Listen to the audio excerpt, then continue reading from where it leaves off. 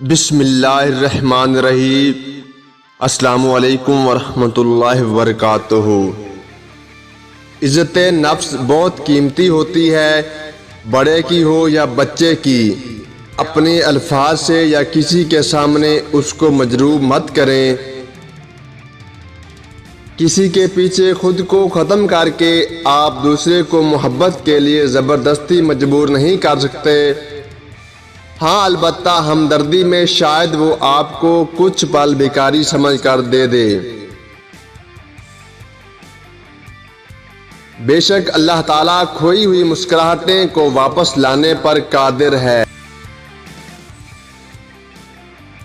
لوگوں کو صرف اپنی محبت ہی مقدس لگتی ہے، کسی بھی اور شخص کی محبت کو لوگ محبت نہیں بلکہ اخلاقیات کی عینک سے دیکھتے ہیں، طرح طرح کے سوالات اٹھاتے ہیں، بلکہ دوسروں کی محبت کو بے راہ روی اور اخلاقی پاختگی تصور کرتے ہیں۔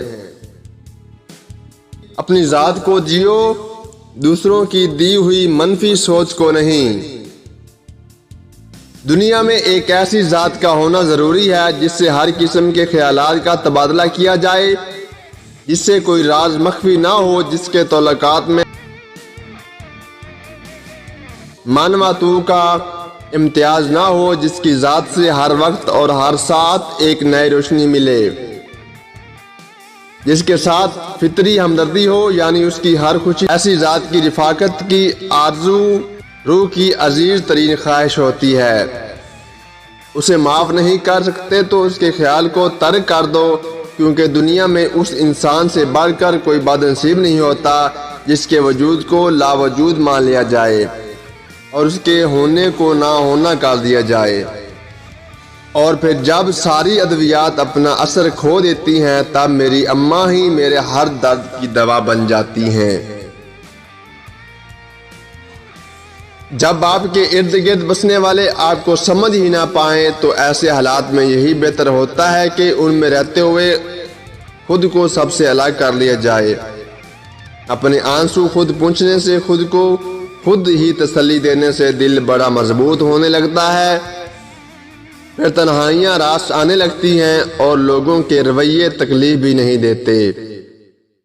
مرد نے آج تک عورت کو اس کی دو غلطیوں کی وجہ سے چھوڑا ہے اور دلچسپی لینا ختم کر دی۔ نمبر 1، پہلی، جب عورت مرد سے بار بار لڑتی ہے۔